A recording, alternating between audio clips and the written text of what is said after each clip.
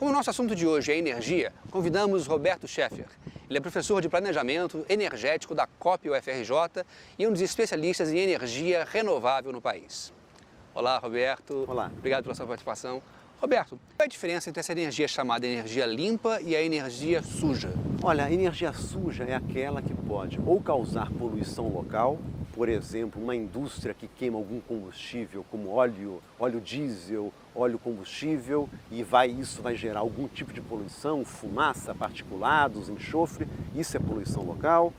A energia que provoca o chamado efeito estufa, que são as emissões de gás de efeito estufa. Então, de maneira geral, a energia limpa é aquela que minimamente é benéfica com o meio ambiente. Energia suja é aquela que a gente associa a algum tipo de poluição local ou mesmo global. Professor, quais são os tipos de energia mais utilizados no Brasil? Olha, o Brasil ele tem uma matriz muito diversificada. A principal fonte de energia no Brasil hoje ainda é o petróleo, utilizado principalmente no setor transportes, na forma de gasolina para os automóveis, na forma de óleo diesel para os caminhões e ônibus. Também a energia muito importante no Brasil é a hidroeletricidade. Na verdade, a nossa principal fonte de energia elétrica é aquela que, por exemplo, alimenta os eletrodomésticos que a gente tem nas nossas casas, as nossas indústrias. Então, o Brasil ele tem muitas energias, mas eu destacaria o petróleo e a hidroeletricidade como as principais fontes brasileiras. Também o etanol para movimentar os carros, mas eu diria uma matriz bastante diversa e uma matriz que, assim, curiosamente, é fortemente baseada em fontes renováveis de energia, o que é um caso único no mundo.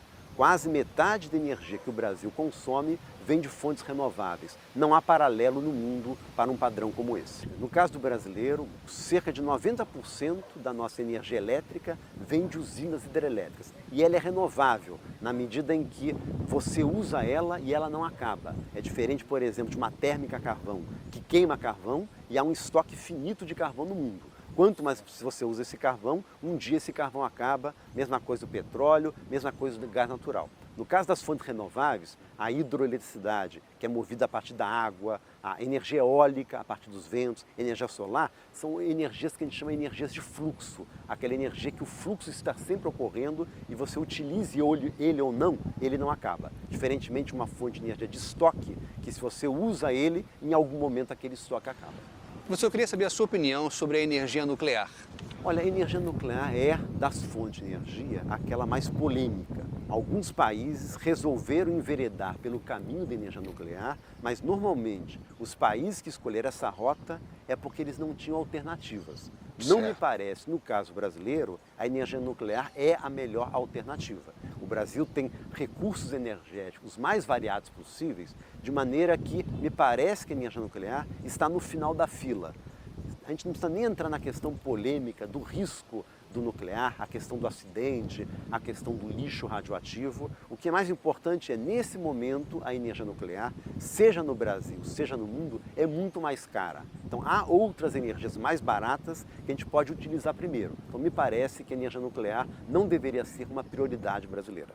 Professor, mas a energia nuclear, ela pode ser considerada uma energia suja ou limpa? Olha, a energia nuclear tem uma peculiaridade. Diferente de outras formas de energia que claramente têm impactos ambientais, você não pode dizer que a energia nuclear tem exatamente um impacto ambiental. A questão do nuclear é muito mais o risco de acidente. Quer dizer, em operação normal, e esse é o mais provável, a energia nuclear se pode dizer que é uma fonte de energia bastante limpa. O problema é, em havendo um acidente, aí de fato as consequências da poluição advinda do vazamento de rejeito radioativo, de radiação, pode ser o pior impacto possível. O próprio acidente recente em Fukushima mostra um pouco as possíveis consequências. Isso que é muito curioso. Quer dizer, no caso brasileiro, a gente sempre associa a hidroeletricidade a uma fonte de energia limpa. E de fato ela é limpa do ponto de vista de emissão. Quer dizer, a hidrelétrica não emite gás de efeito estufa, não emite gás de poluição local. O problema da hidrelétrica está muito ligado ou associado ao fato da criação do lago, que é o reservatório que permite você acumular água. Então, em certas situações, esses lagos são bastante grandes e lagos que comprometem, por exemplo, cursos do rio, comprometem populações que viviam naquela região, alagam áreas agriculturáveis. Então, mesmo a hidroelétrica sendo uma fonte renovável, sendo uma fonte relativamente limpa, ela também não é isenta de problemas. Na verdade, a gente vai discutir um pouco mais isso, não há fonte de energia 100% limpa. A forma mais limpa de lidar com energia é ser mais eficiente e usar menos energia. Essas energias chamadas renováveis, a eólica, a solar, o próprio biocombustível, eles são realmente sustentáveis de fato? Ou eles sempre acabam agredindo o meio ambiente de alguma forma? Algum tipo de impacto ambiental você sempre terá. Por exemplo, no caso da energia eólica, é uma fonte bastante limpa, de fato, mas há situações em que pessoas ou comunidades que vivem perto de um gerador eólico se queixam do ruído que ele proporciona. Quer dizer, há relatos também, em algum momento, de problema com rotas migratórias de pássaros que tiveram problemas em encontrar um gerador eólico pela frente.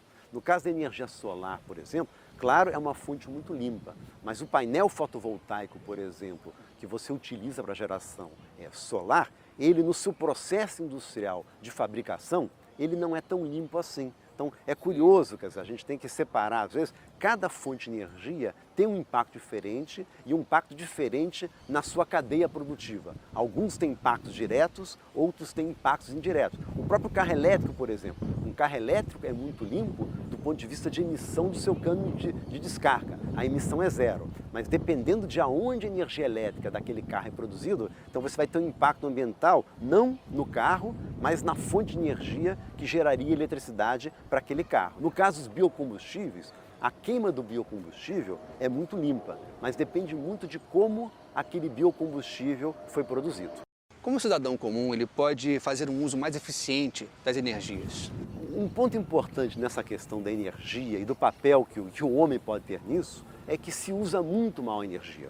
Quer dizer, você poderia fazer muito mais com muito menos energia. Então, parte das necessidades crescentes de energia elétrica do Brasil ou do mundo, as necessidades crescentes de petróleo, de todos os combustíveis em geral, tem a ver com o uso mal feito que a gente faz de energia. Pegando um caso de um automóvel, por exemplo, você poderia ter o mesmo automóvel rodando com metade do combustível, um terço do combustível ou até menos.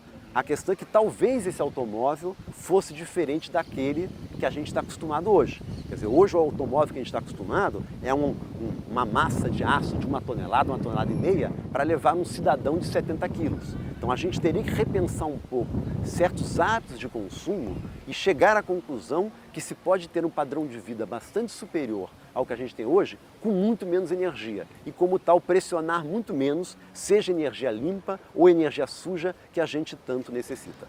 Professor, você acredita que essa conferência Rio+20 ela pode ajudar a construir um novo modelo energético? Olha, as expectativas para com a Rio+20 eram muito maiores do que são hoje. Quer dizer, parte da explicação para isso tem a ver com a questão dessa grande crise econômica mundial que faz com que, nesse momento, a prioridade dos países é muito mais tomar conta das suas economias do que, nesse momento, tomar conta da saúde do planeta. O que é uma pena, até porque o tema principal da Rio+20 é a economia verde e é justamente uma tentativa de se resgatar esses valores e de se entender que não há, de fato, essa dicotomia entre desenvolvimento e a questão ambiental. Então, a proposta original da Rio+20 era tentar acordar entre países que é possível um padrão de desenvolvimento mais verde, que gere mais empregos, que gere mais renda, sem comprometer a saúde do planeta. Mas nesse momento os países estão menos interessados com o planeta e mais interessados com problemas econômicos locais. O que é uma pena, que a gente está perdendo um grande momento de reverter uma tendência que, se não for revertida rapidamente no que diz respeito a mudanças climáticas, talvez o arrependimento lá na frente seja muito difícil de você reparar. Professor, muito obrigado pela sua participação. A gente possa se encontrar outras vezes aqui na TV Escola. Muito obrigado.